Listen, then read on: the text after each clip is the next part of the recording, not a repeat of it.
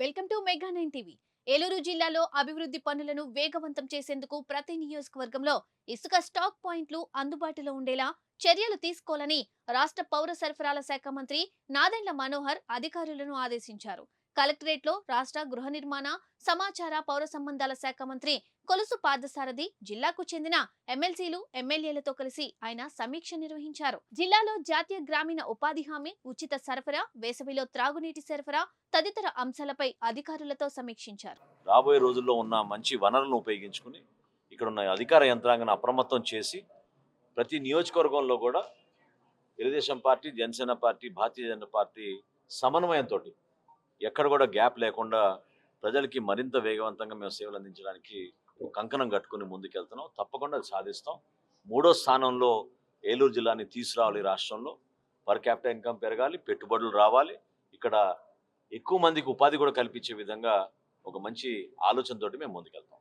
ఆ 2 నియోజకవర్గాల్లో Polavaram R&R colonies సందర్శించి అక్కడ ప్రత్యేకంగా ఎవరైతే గిరిజనులు పాపం ఆ పోలవరం ప్రాజెక్టు కోసం వాళ్ళ భూములు రాష్ట్ర ప్రభుత్వానికి అప్పచెప్పి వచ్చారో, నివసిస్తున్నారో వాళ్ళందరికీ కూడా అంత్యోదయ పథకం కింద 35 కిలోల బియ్యం పథకం పంపిణీ చేసేటట్టు ఒక నిర్ణయం తీసుకున్నాం.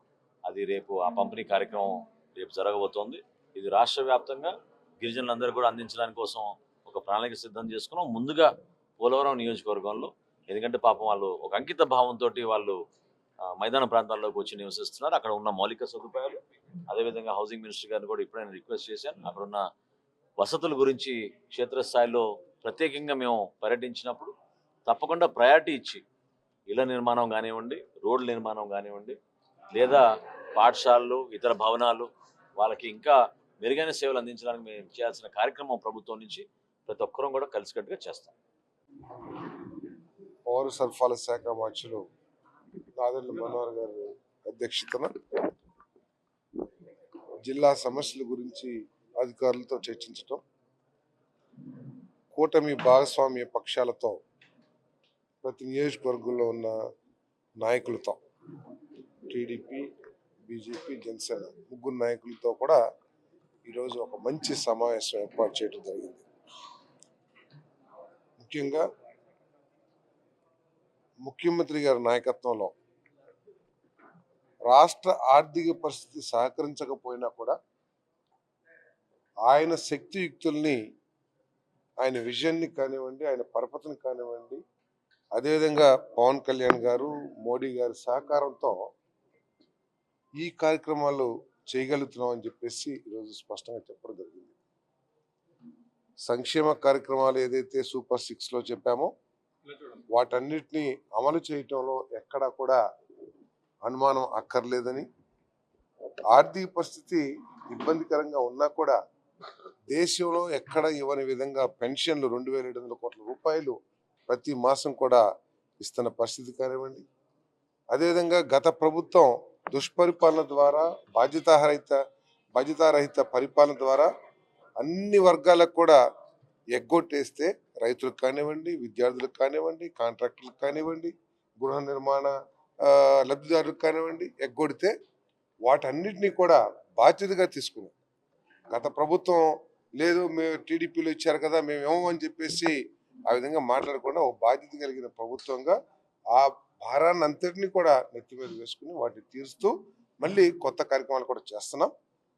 వచ్చే నెల జూన్ మాసంలో తల్లి దీవెన కార్యక్రమం కూడా ప్రారంభించబోతా ఉన్నాం.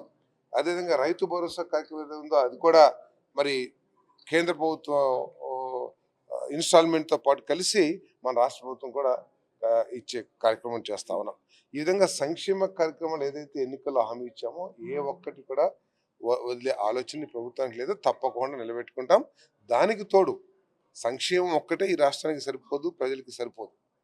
ఈ రాష్ట్రం అభివృద్ధి చెందాలంటే, ఈ రాష్ట్రంలో యువకులు ఎవరైతే చదువుకుంటున్నారో వాళ్ళకి ఒక మంచి భవిష్యత్తు కలగాలంటే ఈ రాష్ట్రం పారిశ్రామికంగా అభివృద్ధి చెందాలి. అదేవిధంగా ఇరిగేషన్ ప్రాజెక్టు పెద్ద ఎత్తున రావాలి.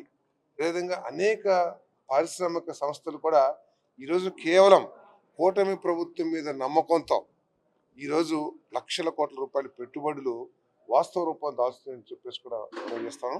మరి ఈ విషయాలన్నింటినీ కూడా మా ఇన్ఛార్జ్ మంత్రి వర్యులు మరి కూటమి నాయకులు అందరూ కూడా మనసు విప్పి చిన్న చిన్న సమస్యలున్నా మరి అందరూ కూడా కలిసి ఫైట్ చేయాలి అనే ఉద్దేశంతో ఈరోజు సమావేశం జరిగింది.